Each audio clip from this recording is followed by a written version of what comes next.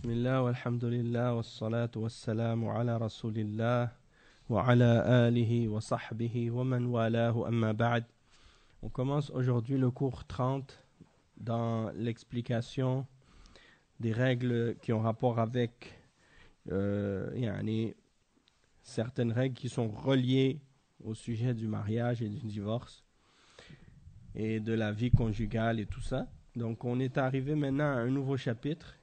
Je ne sais pas si on aura le temps, mais Inch'Allah, en principe, si on a le temps, on va finir cette section au complet. Donc la partie mariage, divorce et tout là, Inch'Allah, si on peut le finir aujourd'hui, on va le terminer. Comme ça, après, on commence une nouvelle section à propos des règles qui ont rapport avec le talion et les crimes et les peines et des choses de ce genre.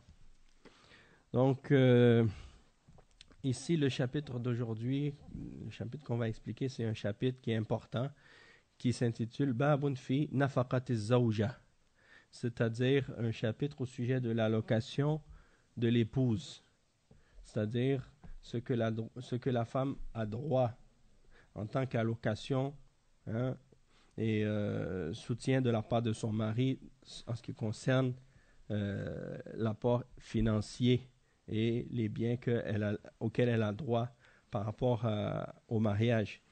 Et on appelle cela en arabe an-nafaqa. An-nafaqa, c'est-à-dire qu'est-ce que l'homme dépense de ses biens et de son argent pour sa femme. Et on dit aussi an-nafaqatu zawjiyya. An-nafaqatu az-zawjiyya. Donc les dépenses matrimoniales ou les allocations matrimoniales.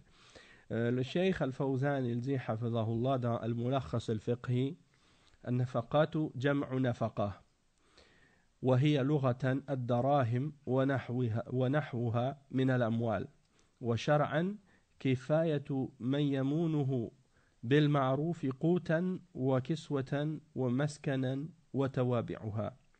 Donc il dit que an-nafaqat c'est le pluriel du mot nafaqa qui veut dire en arabe des pièces d'argent ou des biens ou des choses qui sont de ce genre-là. Et dans la religion, ça veut dire ce qui est suffisant comme bien, selon la bienséance, selon qu'est-ce qui est coutumier de donner à son épouse comme nourriture, comme vêtements, comme hébergement et tout ce qui découle de ça.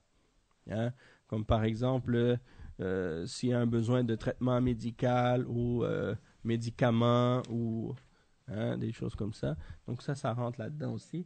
Et le cheikh il dit وَأَوَّلُ مَا يَجِبُ عَلَى الْإِنسَانِ النَّفَقَةُ عَلَى زَوْجَتِهِ فَيَلْزِمُ الزَّوْجِ نَفَقَةَ زَوْجَتِهِ قُوتًا وَكِسْوَةً وَسُكْنًا بِمَا يَصْلُحُ لِمِثْلِهَا. Donc le cheikh il explique que la première obligation qu'il y a en tant qu'allocation pour une personne, c'est l'allocation qu'il doit payer envers sa femme. Donc, l'homme, il a le devoir et l'obligation de veiller à tout ce que sa femme a de besoin sur le plan financier, et c'est-à-dire qu'il doit lui fournir la nourriture, les vêtements et l'hébergement, l'endroit où elle va habiter. Et il dit bima yasluhu li mithliha, c'est-à-dire ce qui lui convient par rapport à son rang ou par rapport à ses moyens. Qu'est-ce qu'il est capable de lui fournir. Et quand on dit ça, c'est important, surtout à notre époque. Parce qu'on vit à une époque où les kuffars, ils appellent à ce qu'ils prétendent être l'égalité des genres. Et on sait que dans l'islam, il n'y a pas cette égalité des genres. Pourquoi? Parce qu'en islam, l'homme, c'est le chef de la famille. Et c'est le responsable de la femme. Allah subhanahu wa ta'ala dit dans le Coran الرجال قوامون على النساء بما فضل الله بعضهم على بعض وبما أنفقوا من أموالهم. C'est-à-dire, Allah subhanahu wa ta'ala dit les hommes sont les responsables des femmes parce que Allah a préféré ceux-ci sur celles-ci et parce qu'il et à cause de ce qu'ils dépensent. وبما أنفقوا, ils donnent un nafaqa min amwalihim et ils dépensent de leurs biens. Ça implique quoi? ça implique que la femme dans l'islam, c'est une obligation, wa alaykoum salam wa rahmatullah, c'est une obligation pour son mari de dépenser de ses biens pour son épouse et pour lui fournir tout ce qu'elle a de besoin. Donc, un homme musulman, il n'a pas le droit de dire, par exemple, ah, tu as ton argent, donc moi, je n'ai pas besoin de dépenser pour toi. C'est pas à moi de faire ça. Tu as ton argent, tu dépenses pour toi-même. Tu veux acheter des vêtements, tu les achètes avec ton argent. Tu veux manger, tu achètes la nourriture avec ton argent. Tu veux, par exemple, habiter quelque part, alors c'est toi qui payes le loyer. Ou bien on paye moitié-moitié. Moi, je paye une partie, toi, tu payes une partie. Comme c'est le cas dans les sociétés maintenant, chez les kuffars, c'est comme ça qu'ils s'entendent des fois sur ces choses-là. Ils disent, bon, on va payer moitié-moitié. La femme, elle travaille, l'homme, il travaille, et chacun, il pense que c'est une tâche qui est à partager les frais de ces choses-là. Disons que si, par exemple, un homme et une femme, par exemple, elle est riche en islam, supposons que cette femme, elle a hérité d'une grande richesse de la part de son père et qu'elle a de l'argent à la banque, ok, et que lui, le mari, il est, disons, en haut du seuil de la pauvreté, mais il n'est pas riche, mais en même temps, il est pas aisé. C'est quand même une obligation pour lui de payer et de veiller au bien de sa femme et de lui fournir les vêtements, la nourriture, le logement et tout ce qui suit. Et il ne peut pas dire, ah, puisque ma femme est riche, je vais vivre à ses dépens et c'est elle qui va s'occuper de nous financièrement. Il n'a pas le droit même de demander à sa femme de participer à ça de façon obligatoire. Si elle veut donner, si elle veut dépenser, c'est de son propre choix et ce n'est pas obligatoire pour elle de le faire. Et si elle le fait, c'est une sadaqa pour son mari. C'est comme si elle faisait la charité à son mari en réalité. Et bien entendu, Allah va la récompenser pour ça. D'accord? Allah va la récompenser pour ça parce qu'elle aide son mari financièrement en lui faisant une sadaqa et en le dispensant d'une partie de ses obligations et de ses responsabilités. D'accord? Ça, c'est très important à comprendre. Donc, malheureusement, beaucoup de musulmans à notre époque, ils ont comme on dit, soit ils ont ignoré les règles de l'islam, ou soit ils n'ont pas donné à la religion une importance assez grande. Alors, ils pensent que ces choses-là, c'est comme si on peut s'arranger comme on veut. Chacun fait ce qu'il veut dans sa vie. Et j'ai entendu des histoires très tristes à ce sujet-là, de certains maris qui, lorsque, par exemple, ils se marient, ils disent à leur femme, bon, là, tu t'en vas travailler. Et c'est toi qui vas payer, tu vas dépenser, tu vas faire ci, tu vas faire ça.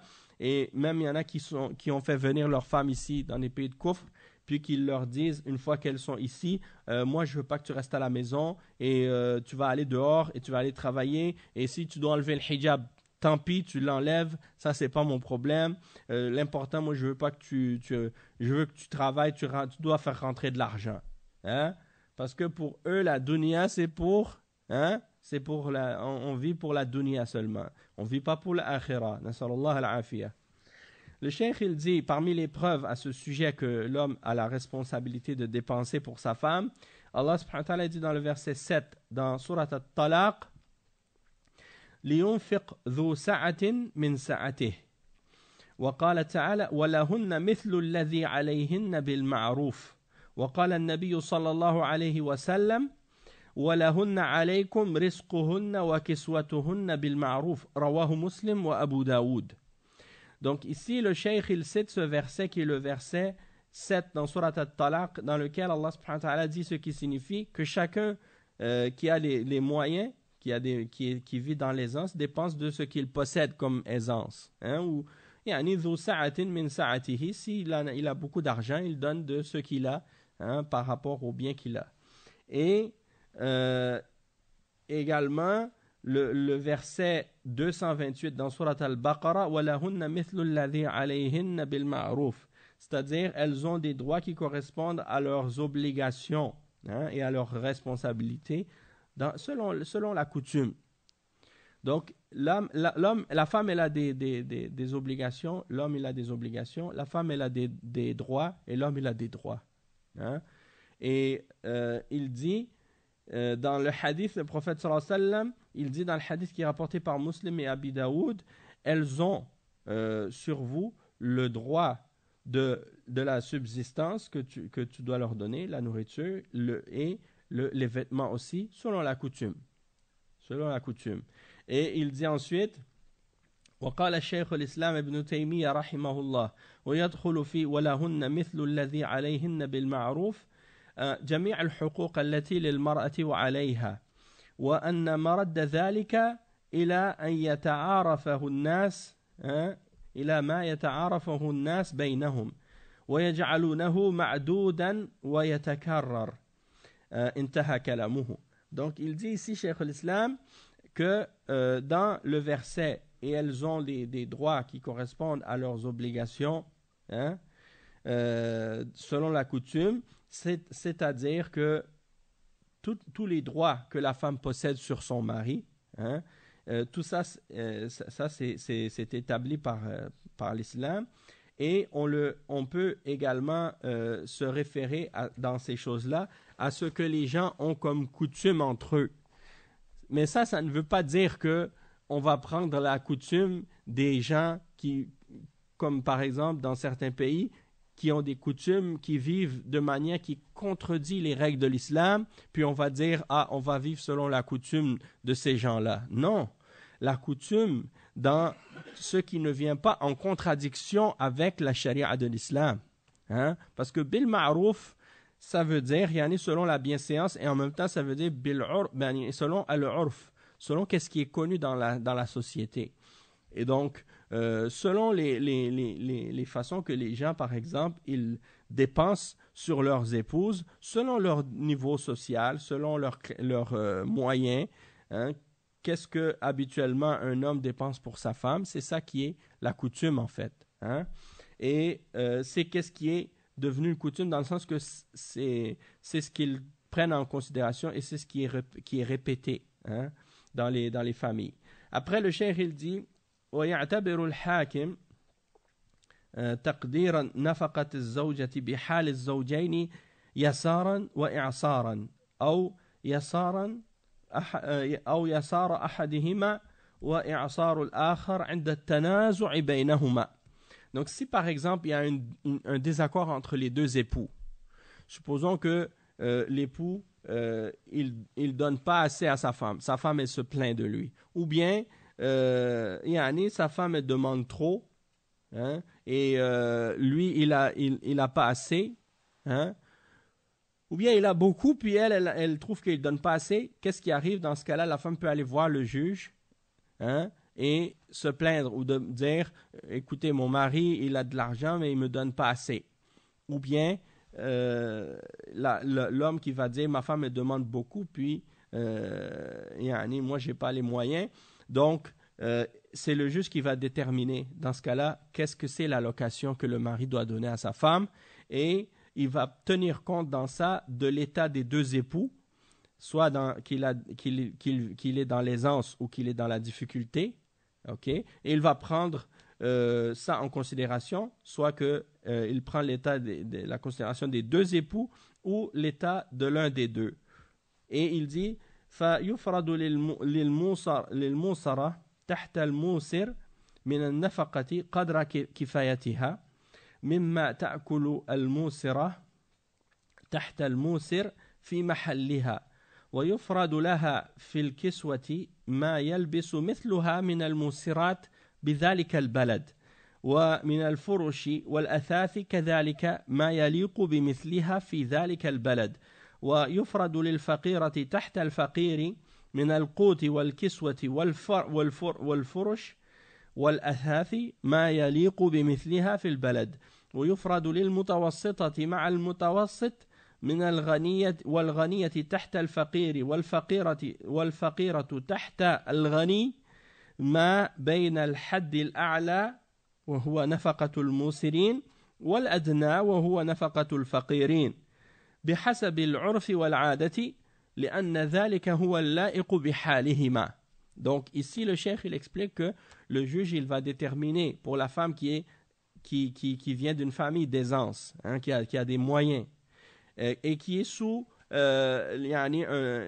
qui a un mari qui, lui aussi, est dans l'aisance. Eh bien, il va déterminer pour elle une allocation qui lui suffit. Et elle va donc manger selon ce que une femme aisée mange lorsqu'elle est mariée avec un homme aisé, hein, qui a des moyens.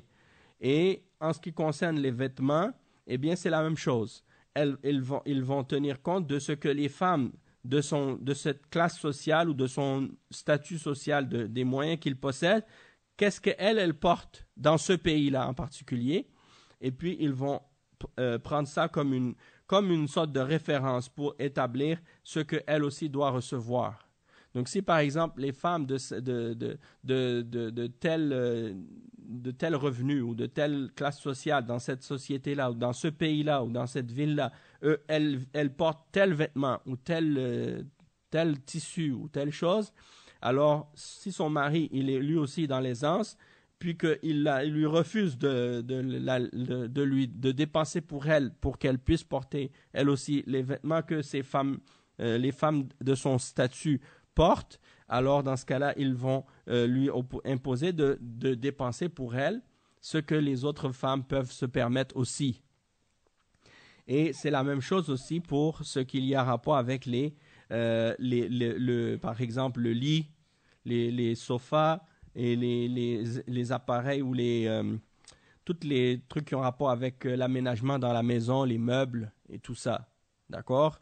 Donc, si par exemple une femme, son mari il est aisé et elle aussi, et puis la femme par exemple, elle dit moi je vais avoir des beaux meubles, et je vais avoir les meubles que les gens de notre statut sont capables de se payer, puis le mari dit non, on va mettre des trucs vraiment cheap, hein, des choses qui valent pas cher, on va acheter des affaires de basse qualité ou des choses comme ça, parce que moi je veux vivre comme ça. Et elle dit non, ça c'est mon droit. Moi j'ai ce statut, j'ai les moyens, donc je veux me permettre ça. Et dans ce cas-là, il faut que le mari lui fournisse ce qui lui convient.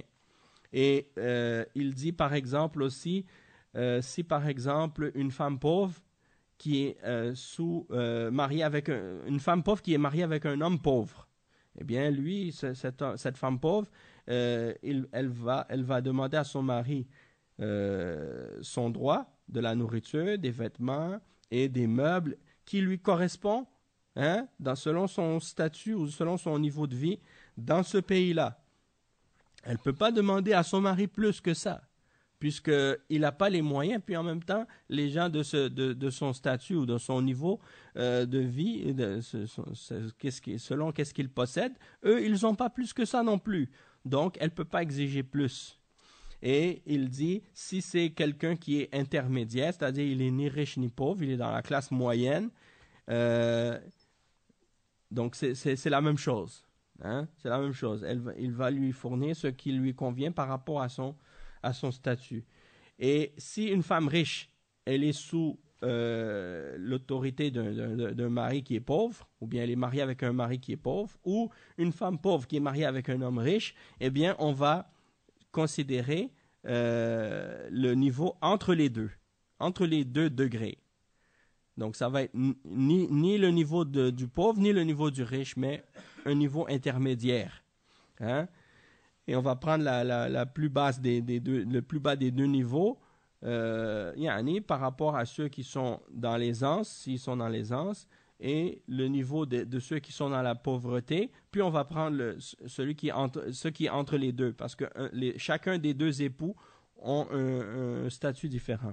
Selon la coutume et selon la bienséance, et bil ma'rouf, selon la bienséance et selon la coutume. Ensuite, c'est selon ce qui convient à l'état des deux époux. Après, le cheikh il dit, et même dans le verset justement, dans Surat al-Talaq, si on lit le verset au complet, Allah subhanahu wa ta'ala dit وَمَنْ قُدِرَ عَلَيْهِ رِزْقُهُ فَلْيُنْفِقْ مِمَّا آتَاهُ اللَّهُ لَا يُكَلِّفُ اللَّهُ نَفْسًا إِلَّا مَا آتَاهَا سَيَجْعَلُ اللَّهُ بَعْدَ عُسْرٍ يُسْرًا. Donc ce verset-là, ça clarifie donc justement le fait que si quelqu'un il n'a pas plus de moyens, alors il donne ce que Allah lui a donné. Que celui qui est aisé dépense de sa fortune et celui dont les biens sont restreints dépense selon ce que Allah lui a accordé. Allah n'impose à personne que selon ce qu'il lui a donné. Et Allah fera succéder l'aisance à la gêne. C'est-à-dire après la gêne, il aura de l'aisance par la permission d'Allah. Donc, chacun donne selon ce qu'il est capable. Après, le cheikh, il dit وَعَلَى الزَّوْجِ مُؤُنَةَ نَظَافَةِ زَوْجَتِهِ من دهن وسدر وصابون ومن ماء للشرب والطهارة والنظافة. C'est-à-dire que le mari, il doit procurer à sa femme tout ce qui lui est nécessaire pour se laver et se nettoyer, comme des huiles, des feuilles de cèdre, du savon, de l'eau pour boire et pour se purifier et pour se laver. Il dit وَمَا ذُكِرَ هو ما إذا كانت الزوجة في عصمته أما إذا طلقها وصارت في العدة فإن كان طلاقها رجعيا فإنها تجب نفقتها عليه ما دامت في العدة كالزوجة لأنها زوجة بدليل قوله تعالى وبعولتهن أحق بردهن في ذلك. Donc il dit ça, tout ce qu'on a mentionné des droits de la femme sur son mari, c'est lorsqu'elle est sous son autorité ou lorsqu'elle est à sa charge. Mais s'il l'a divorcée, alors là, à ce moment-là, elle entre dans la période d'attente, la période de idda. Et dans cette période de idda, on va regarder, est-ce que c'est une idda d'un divorce qui est raj'i ou non? C'est-à-dire, est-ce que c'est une idda dans laquelle le mari peut la reprendre ou non? Et s'il peut la reprendre, alors ça veut dire que dans ce cas-là, c'est obligatoire pour lui de lui donner son allocation. Elle est sous sa charge économiquement encore. Parce que lorsqu'elle est dans la idda et que c'est une idda qui est raj'iyya et qu'il peut la reprendre, alors elle est toujours considérée comme étant son épouse. La preuve de ça, c'est le verset 228 dans Surat Al-Baqarah, dans lequel Allah subhanahu wa ta'ala dit et leurs époux ont plus le droit de les reprendre dans cela, c'est-à-dire pendant la période de idda. Tandis que le cheikh il dit وَأَمَّا الْمُطَلَّقَةُ الْبَائِنْ بَيْنُونَةً كُبْرَى أو بَيْنُونَةً صُغْرَى يعني فلا نفقة لها ولا سكنى لما في الصحيحين من حديث فاطمة بنت قيس رضي الله عنها طلقها زوجها البتة فقال لها النبي صلى الله عليه وسلم لا نفقة لك ولا سكنة. Qu'est-ce qu'il explique ici le cheikh, c'est que si le divorce de la femme, c'est un divorce qui est ba'in, c'est-à-dire c'est une séparation complète, soit majeure ou soit mineure. Qu'est-ce que c'est le baynunatul kubra, la séparation majeure, c'est quoi? C'est lorsque l'homme il a divorcé plus que 3 fois. Alors là, une fois qu'il a prononcé le 3e divorce, elle va commencer sa idda, mais après sa idda, il ne peut plus la reprendre. Il ne peut plus se remarier avec elle, excepté si elle s'est remariée, puis que son autre mari l'a divorcée. Là, il pourra peut-être la marier, mais jusqu'à ce moment-là, il ne pourra plus se marier avec elle. Ou bien, une baynuna sughra, ça veut dire quoi? Ça veut dire qu'il a prononcé le divorce, il a le droit de la reprendre, mais il a laissé les 3 mois de idda passer, donc il a été séparé complètement d'avec elle. Donc, maintenant, s'il veut se remarier avec elle, il peut. Il peut, mais il doit refaire un nouveau mariage. C'est ça la différence. Après qu'il a prononcé le divorce et que la idda est finie, ça c'est al-baynuna as-sughra, on l'appelle, la séparation mineure. Et dans cette situation-là, il n'y a pas de nafaqa. Il n'y a pas de nafaqa obligatoire pour l'homme, ni de donner à la femme quoi que ce soit, ni un hébergement, ni une allocation de la nourriture ou des vêtements ou quoi que ce soit d'autre. Et c'est rapporté aussi dans Al-Bukhari et Muslim, selon Fatima bint Qais, lorsque son mari l'avait divorcé complètement, c'est-à-dire le troisième divorce, il a dit, le prophète sallallahu alayhi wa sallam lui a dit, tu n'as pas droit à l'allocation ni à l'hébergement, c'est-à-dire ni à un logement. Donc, c'est-à-dire que le divorce, c'était une séparation complète. Donc, à partir de ce moment-là, la femme n'est plus à la charge de son mari à ce moment-là. Et le cheikh, il dit وقال العلامة ابن القيم رحمه الله المطلقة البائن لا نفقة لها ولا سكن بسنة رسول الله صلى الله عليه وسلم الصحيحة بل الموافقة لكتاب الله وهي مقتضى القياس ومذهب فقهاء الحديث انتهى. Donc l'imam Ibn al-Qayyim dans Zad al-Ma'ad, il dit que la femme qui est divorcée d'un divorce complet, séparation complète, elle n'a pas droit à une allocation quelconque ni à un hébergement selon la sunna du messager sallallahu alayhi wa sallam qui est authentique. Et ça c'est même en accord avec le Coran. Et c'est ce qui est impliqué par l'analogie et c'est la voie et la position des fuqaha du hadith. Fin de la citation. Après le cheikh il dit إلا أن تكون المطلقة البائن حاملا فلها النفقة لقوله تعالى وإن كن أولات حمل فأنفقوا عليهن حتى يضعن حملهن. Il dit, excepté si la femme qui est divorcée, séparée d'une séparation complète, est enceinte. Alors, à ce moment-là, elle a droit à la nafaqa jusqu'à ce qu'elle accouche. Et c'est basé sur le verset 6 dans Surat At-Talaq. Et celles qui sont enceintes, alors dépenser sur elles jusqu'à ce qu'elles accouchent. Et il dit, وَقَوْلُهُ أَسْكِنُوهُنَّ مِنْ حَيْثُ سَكَنْتُمْ مِنْ وُجْدِكُمْ لقوله صلى الله عليه وسلم لفاطمة بنت قيس رضي الله عنها لا نفقة لك إلا أن تكوني حاملا ولأن الحمل ولد للمطلق فلزمه الإنفاق عليه ولا يمكنه ذلك إلا بالإنفاق على أمه. Donc il dit le cheikh, lorsque Allah subhanahu wa ta'ala dit dans le verset 6 dans Surat At-Talaq Askinuhunna min haythu sakantum min wujdikum, c'est-à-dire faites-les demeurer à la même place où vous habitez vous-même, où vous vous trouvez. La preuve dans ce verset-là, c'est que le prophète sallallahu alayhi wa sallam, il a dit à Fatima bint Qais, lorsque son mari l'a divorcée d'une séparation complète, tu n'as pas droit à une allocation, excepté si tu es enceinte. Excepté si tu es enceinte. Et ça, c'est rapporté selon Abu Daoud, An-Nasa'i, et à la base, il est dans Muslim. Et la version de Nasa'i, c'est dans la signification. Après, le cheikh, il dit Waqala. Ah oui, c'est ça. Il dit, la raison de ça, c'est parce que le bébé que la femme porte dans son ventre, il appartient à celui qui a prononcé le divorce. Et il n'est pas possible pour lui de dépenser ou de donner l'allocation à cet enfant-là, excepté en dépensant sur sa mère. Donc, il doit dépenser pour sa mère jusqu'à ce qu'elle accouche.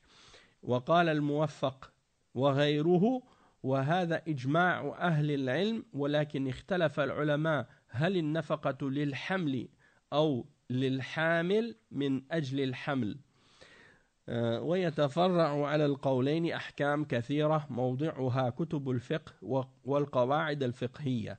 Donc il dit que l'imam Ibn Qudama, Muwafaquddin, il dit à propos de ce sujet-là qu'il y a un consensus des hommes de science que l'homme il doit dépenser sur sa femme lorsqu'elle est enceinte jusqu'à ce qu'elle accouche, sauf que les ulama ont divergé entre eux à savoir pourquoi elle a droit à cette allocation-là lorsqu'elle est enceinte. Est-ce que c'est à cause de qu'est-ce qu'elle porte, le bébé qu'elle porte, ou à cause d'elle-même, du point de vue que elle est enceinte. Et les ulama, ils ont donc, selon la position qu'ils ont pris, extrait plein de règles différentes à propos de ce sujet-là. Et on peut retrouver les détails de ces règles-là dans les livres de fiqh et dans les livres des règles du fiqh aussi. Ben, en fait, d'après qu'est-ce que ceux qui donnent des allocations, par exemple, lorsque des gouvernements donnent des allocations, eux, en principe, ils destinent ou ils attribuent l'allocation pour quelque chose, pour une chose quelconque. Soit ils l'attribuent pour aider les familles par rapport à leurs enfants, ou soit les allocations, c'est pour aider les familles ou différentes raisons. À la base, si on tient compte du fait que le mari, c'est lui le chef de la famille, donc à la base, c'est lui qui devrait gérer ces allocations-là. Même si, par exemple, le gouvernement, ils attribuent une allocation à la femme, hein, et ils écrivent le chèque au nom de la femme, eh bien, la femme, elle devrait accepter que c'est son mari qui doit gérer cet argent-là, puisque c'est le chef de la famille. Et donc, il devrait avoir la décision et le droit de décider comment il va dépenser et gérer cet argent-là pour le bien de la famille. Toutefois, si c'est une source de conflit et que ça crée des disputes dans le couple, comme c'est souvent le cas malheureusement, parce que des fois les femmes elles disent non, ça c'est mon argent ou c'est moi qui le prends, alors là ça crée des grosses disputes. Alors dans ce cas-là, ils pourraient s'entendre, comme j'ai entendu une fois une fatwa de Cheikh Ibn Uthaymin, Cheikh Ubayd al-Jabiri, hafidhahullah, qui disait que dans ce cas-là, ils pourraient s'entendre à prendre moitié-moitié et à gérer chacun leur partie de l'allocation pour éviter les disputes. Hein? Bon, ils disent, bon, ok, toi tu vas prendre la moitié, moi je prends la moitié, puis chacun on va gérer. Ça, c'est dans le but s'il y a vraiment pas moyen de régler l'affaire et que la femme, elle n'accepte pas de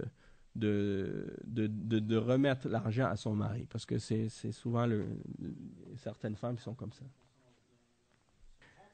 Mais en fait, peu importe d'où est-ce qu'ils trouvent l'argent, peu importe, comme c'est par exemple, quand ils font la famille, là, quand ils vont faire leur budget, ils vont faire leur budget en tenant compte de tous les rentrées d'argent et de toutes les sorties. Et les allocations vont faire partie du total de ces rentrées d'argent-là. Donc, à la fin, c'est à eux de gérer sur quoi ils vont le mettre, cet argent-là. Donc, ça revient à la même chose, peu importe la source de cet argent. Que ce soit de l'allocation ou autre. Par exemple, il peut dire, bon, on va utiliser l'argent de l'allocation pour payer telle chose, puis on prendra de l'argent pour les enfants dans d'autres argents qu'on va recevoir, par exemple, de notre salaire ou de notre truc comme ça. C'est-à-dire, on peut gérer notre argent de la manière qu'on veut à la fin. Tu vois, c'est pas à personne de nous dire comment ou de quelle façon ou sur quoi on peut dépenser notre argent ou non. Du moment que c'est dans le halal, c'est à la famille là, de décider, c'est au mari de décider ça. Non, il n'a pas à la consulter ou à demander quoi que ce soit. Mais il peut en discuter avec sa femme s'il veut, en discuter avec elle pour lui expliquer ou pour lui dire qu'est-ce qu'il veut faire avec l'argent. Si par contre elle a de l'argent et qu'elle veut dépenser son argent, elle doit demander l'autorisation et la permission de son mari pour dépenser son argent.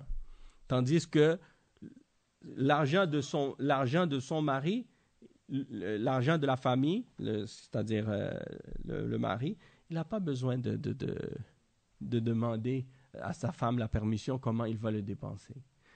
Du moment que, bien entendu, si c'est un homme qui est musulman, qui est responsable, puis qui est sérieux, qui ne va pas dépenser l'argent dans le haram ou dans des choses haram. Tu sais, si par exemple, il a une addiction, il est accro aux jeux de hasard ou des choses comme ça, puis qu'il gaspille tout l'argent, ou bien, dans ce cas-là, c'est sûr que là, dans ce cas-là, il faut faire quelque chose. Il faut trouver une solution. Non, mais la femme, elle peut donner, elle doit, même si elle peut, c'est-à-dire que la femme, elle doit donner le bon conseil à son mari. L'amru bil ma'ruf wa nahyu anil munkar, ça doit être fait dans la famille. Et la femme, elle doit ordonner à son mari de faire le bien et lui interdire de faire le mal. Mais, bien entendu, avec respect et avec sagesse. Hein? Et puis, elle doit lui parler avec douceur et politesse et respect. Et s'il fait quelque chose qui n'est pas sage ou qui n'est pas bien avec l'argent ou qu'il gaspille, elle doit lui faire le rappel avec douceur et gentillesse pour lui expliquer qu'il devrait utiliser l'argent ou gérer l'argent de manière plus sage. Hein? Mais de dire, par exemple, la femme, il faut que le mari obligatoirement demande à sa femme la permission pour gérer l'argent, non. Ça, c'est pas vrai. Et dans le cas contraire, il y a des hadiths qui mentionnent même que la femme, elle, si elle veut dépenser son argent, elle doit demander à son mari. Oui, son propre argent, elle doit demander la permission de son mari. Il y a un hadith là-dessus. Oui, oui, parce que elle est sous la charge de son mari. L'homme, c'est son chef dans la maison. Donc, elle ne peut pas dépenser son argent sans que son mari soit d'accord. Hein? Et comme je disais, il y a un hadith à ce sujet-là. Bon, si je le retrouve, là, je vais vous le mentionner, Inch'Allah.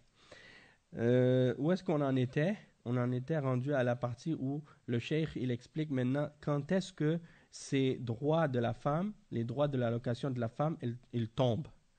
Il y a des cas dans lesquels la femme, elle n'aura plus droit à l'allocation. Et on va mentionner ces cas-là. Cheikh dit وتسقط نفقة الزوجة عن زوجها بأسباب متعددة. منها إذا حبست عنه سقطت نفقتها لفوات تمكنه من الاستمتاع بها والنفقة إنما تجب في مقابل الاستمتاع. Donc parmi les cas dans lesquels l'allocation de la femme tombe, c'est parmi les différentes causes de ça, c'est le fait qu'elle soit empêché, qu'il soit empêché d'être avec sa femme. Si par exemple, on va dire la famille de la femme la retient et l'empêche de retourner, d'aller chez son mari. Alors dans ce cas-là, par exemple, lui, il n'aura plus l'obligation de veiller à son allocation parce qu'il n'a plus la possibilité de jouir d'elle. Et de ce moment-là, l'obligation de lui donner son allocation, elle est reliée à sa capacité ou à sa possibilité d'avoir, de pouvoir satisfaire avec elle ses besoins et de jouir d'elle. Donc, du moment qu'il ne peut plus avoir accès à sa femme, eh bien, dans ce cas-là, il n'a plus l'obligation de lui donner son allocation à ce moment-là. ومنها إذا نشزت عنه فإنها تسقط نفقتها والنشوز هو معصيتها إياه فيما يجب عليها له كما لو امتنعت من فراشه أو امتنعت من الانتقال معه إلى مسكن يليق بها أو خرجت من منزله بغير إذنه فلا نفقة لها في هذه الأحوال لأنها تعتبر ناشزا ولا لا يتمكن من الاستمتاع بها والنفقة في نظير تمكينها من الاستمتاع. Donc il dit parmi les causes, il y a la femme qui est désobéissante. La femme qui est désobéissante, c'est comme dans le verset 34 dans Surat An-Nisa, on appelle, c'est-à-dire la femme qui est désobéissante, on dit qu'elle est nashiza, hein? Minan nushuz. Allah subhanahu wa ta'ala, il dit dans le verset wallati takhafuna nushuzahunna, hein? C'est-à-dire celle dont vous créez la désobéissance. OK? Et nushuz, c'est lorsque la femme donc elle désobéit à son mari dans ce qui lui est obligatoire. Alors dans ce cas-là, son allocation, elle tombe. Il n'a plus l'obligation de lui donner cette allocation-là. Comme par exemple lorsqu'elle s'abstient de venir dans son lit, lorsqu'il l'appelle au lit, ou lorsqu'elle c'est-à-dire sans excuse valable, ou lorsqu'elle s'abstient de déménager vers un autre appartement qui lui convient. Hein, par exemple, il habite dans une autre appartement ou dans un autre endroit, puis il veut qu'elle vienne avec lui dans cet appartement-là, et elle refuse. Hein. Ou bien, elle sort de sa maison sans sa permission. Hein. Elle sort de sa maison sans sa permission. Alors, dans ce cas-là, il n'a plus d'allocation obligatoire à lui donner dans ces cas-là, parce qu'elle est considérée désobéissante, et il n'a plus la possibilité de jouir d'elle. Donc, par conséquent, il n'a plus l'obligation de lui donner cette allocation-là. L'allocation, c'est-à-dire qu'est-ce que tu donnes à la femme de par exemple, de dépenser pour elle pour sa nourriture, ses vêtements et son logement. C'est ça l'allocation, النفقة. Hein? Il dit ومنها لو سافرت لحاجتها فإنها تسقط نفقتها لأنها بذلك منعت نفسها منه بسبب لا من جهته فسقطت نفقتها.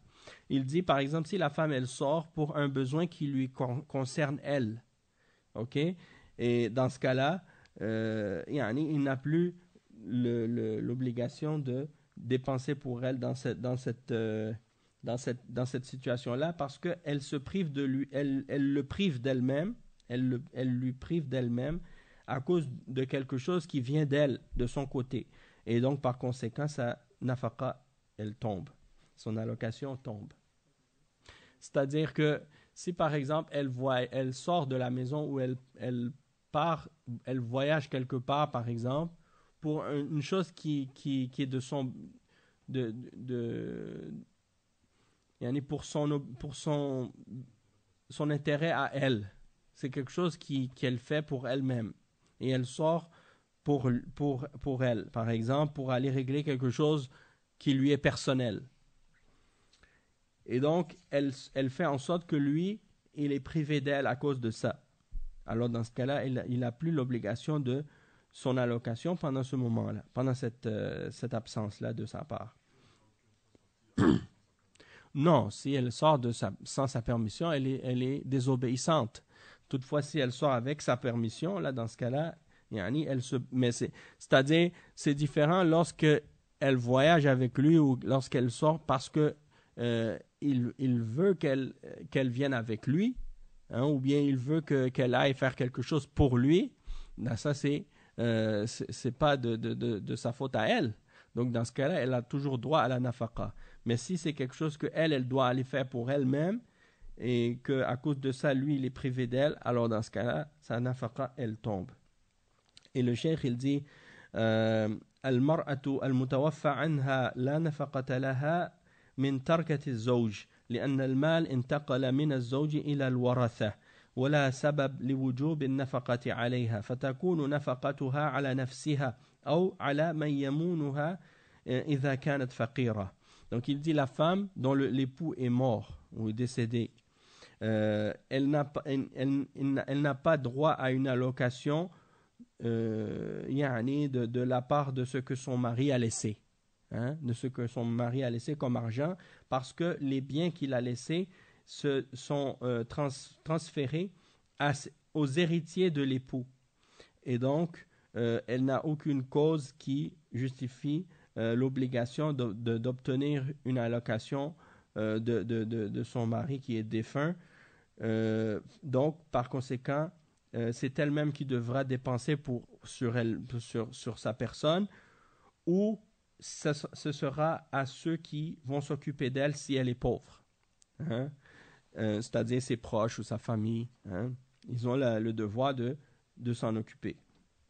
Il dit وإن كانت المتوفى عنها حاملا وجبت نفقتها في حصة الحمل من التركة يعني إن كان للمتوفى تركه وإلا وجبت نفقتها على وارث الحمل الموسر. Donc il dit le cheikh que si par exemple la femme dont le mari est décédé, si cette femme-là elle était enceinte quand il est décédé son mari, alors dans ce cas-là elle aura droit à une allocation de ce que son mari a laissé, hein, si il a laissé quelque chose. Sinon, eh bien, son allocation va incomber aux héritiers. si l'héritier de l'enfant ou du bébé qu'elle porte est aisé, hein, il est dans l'aisance. Il dit ensuite le cheikh وإذا اتفق الزوجان على دفع قيمة النفقة أو اتفقا على تعجيلها أو على تأخيرها مدة طويلة أو قليلة جاز ذلك لأن الحق لهما وإن اختلفا وجب دفع نفقة كل يوم من أوله جاهزة وجب دفع نفقة كل يوم من أوله جاهزة وإن اتفق على دفعها حبا جاز ذلك لأن احتياجه إلى كلفة ومؤونة فلا يلزمها قبوله إلا برضاها وتجب لها الكسوة كل عام من أوله فيعطيها كسوة السنة ومن غاب عن زوجته ولم يترك لها نفقة أو كان حاضرا ولم ينفق عليها لزمته نفقة ما مضى لأنه حق يجب مع اليسار والإعصار فلم يسقط بمضي الزمان. Donc il dit ici le cheikh que lorsque les deux époux se sont mis d'accord sur un montant d'allocation et ou bien qu'ils se sont mis d'accord pour le retarder, hein, ou pour le donner en avance, le montant, alors ou de le donner en avance ou de le reculer une durée plus grande ou plus courte, ils ont le droit. C'est-à-dire que l'homme et la femme, ils peuvent s'entendre entre eux pour dire que, bon, ton allocation, je vais te la donner un peu plus tard. Wa alaykoum salam wa rahmatullah. Ou bien, s'ils disent, bon, je vais te la donner en avance. Ils peuvent se mettre d'accord sur ça. Il dit, ça c'est lorsqu'ils sont d'accord tous les deux. Toutefois, s'ils divergent, alors dans ce cas-là, il sera obligatoire de donner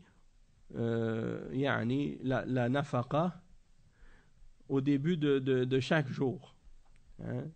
Ce sera permis. Et si il dit, s'il est capable de la donner en partie, hein, ou bien par morceau, eh bien ça c'est permis aussi, parce que si par exemple il n'a pas la capacité ou les moyens de donner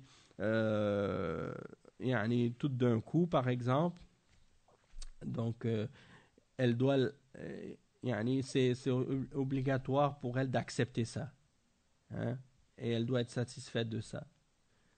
Après il dit que pour les vêtements c'est la même chose. Au début de chaque année il doit lui donner ce qu'elle a comme droit en allocation pour ses vêtements, hein? Et s'il est absent ou s'il n'a pas laissé d'argent pour elle pendant son absence, et s'il est absent et qu'il n'a pas laissé d'argent ou d'allocation pour elle pendant son absence, ou s'il est présent mais qu'il ne lui a pas donné son allocation pour ses vêtements ou pour qu'est-ce qu'elle a de besoin, alors il devra lui donner ce qu'il n'a pas donné pendant son absence plus tard, lorsqu'il revient. C'est-à-dire qu'elle peut lui exiger de lui donner ce qu'elle ne lui a pas donné dans le passé. Par exemple, on va dire que l'année passée, il ne lui a pas donné son allocation pour cette année. Alors, elle dit, bon, l'année passée, tu ne m'as pas donné l'allocation pour telle chose, alors maintenant, c'est obligatoire pour toi de me le donner. Donc, elle peut exiger qu'est-ce qu'il n'a pas donné dans le passé. Et chacun, c'est obligatoire selon l'aisance qu'il a ou selon sa facilité ou son aisance. Il va donner selon ce qu'il peut. D'accord? Et selon ce qu'il a. S'il est riche, il va donner à sa femme l'allocation qu'elle mérite selon son statut. Et s'il est pauvre, il va donner à sa femme son allocation selon ce qu'il est capable. Et il dit, le fait que le temps soit passé, ça ne fait pas tomber l'obligation de donner de cette allocation-là. Et il dit وَيَبْدَأُ وَقْتُ وُجُوبِ نَفَقَةِ الزَّوْجَةِ عَلَى زَوْجِهَا مِنْ حِينِ تَسْلِيمِ نَفْسِهَا لَهُ فإن أعصر بالنفقة فلها فسخ نكاحها منه لحديث أبي هريرة رضي الله عنه مرفوعا في الرجل لا يجد ما ينفق على امرأته قال يفرق بينهما رواه الدارقطني. Il dit le cheikh que le temps de l'obligation de l'allocation, hein, à partir de quand c'est obligatoire à l'homme de donner l'allocation à sa femme, c'est lorsque on remet au mari son épouse, c'est-à-dire lorsqu'on lui remet au moment après le mariage. Et si la personne est en difficulté et il est incapable de donner à sa femme son allocation, alors elle peut exiger l'annulation du mariage à cause de ça. Parce que Abu Huraira, il a rapporté d'un hadith que le prophète sallallahu alayhi wa sallam a dit au sujet de l'homme qui n'a pas trouvé ce qu'il avait besoin ou ce qu'il devait pour allocation pour sa femme, et le prophète sallallahu alayhi wa sallam a dit on sépare entre eux, on sépare les deux.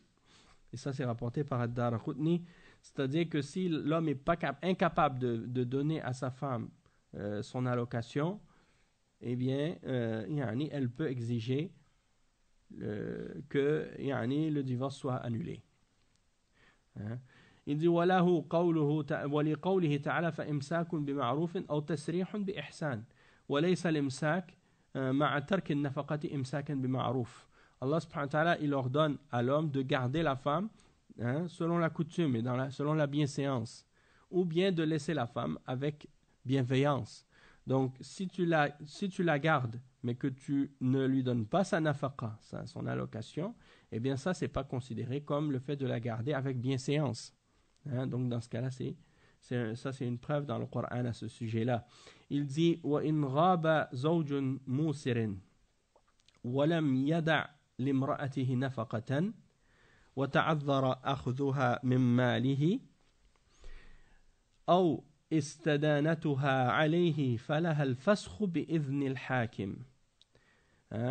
Donc si par exemple le mari qui est riche, qui a les moyens, il n'a pas laissé à sa femme une allocation, ou qu'elle est incapable de prendre cette allocation de ces biens-là, de ses biens à lui, ou elle est incapable également de prendre une dette pour payer son allocation, une dette au nom de son mari pour payer ses allocations, alors dans ce cas-là, elle aura le droit de faire annuler le mariage par la permission du juge.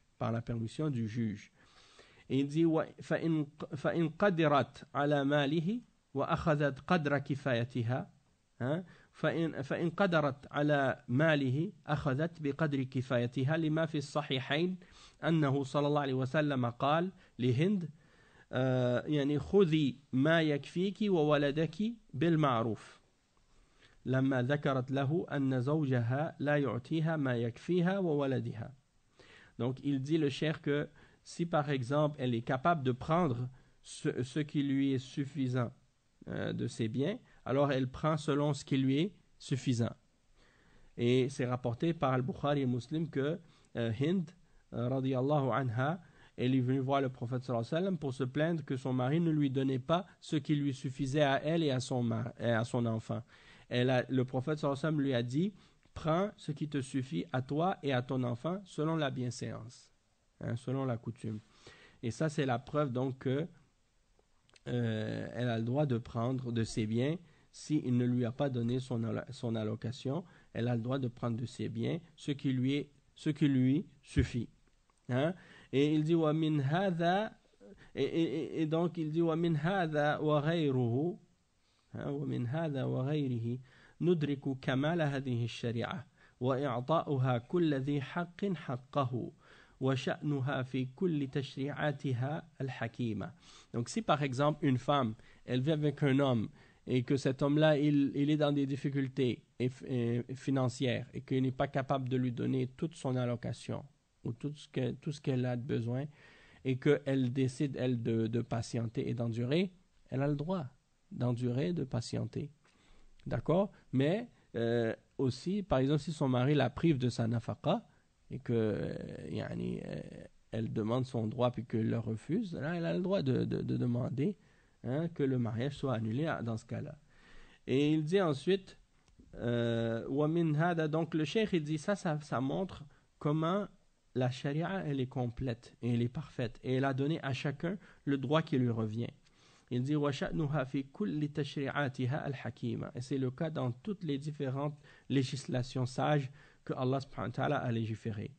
فقبح الله قوما يعدلون عنها إلى غيرها من القوانين الكفرية أفحكم الجاهلية يبغون ومن أحسن من الله حكما لقوم يوقنون.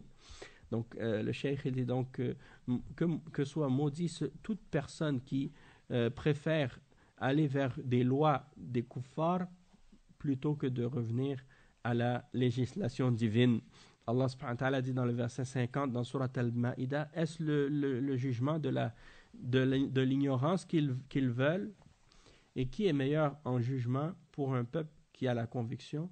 Qui est meilleur en jugement que Allah pour un peuple qui a la conviction?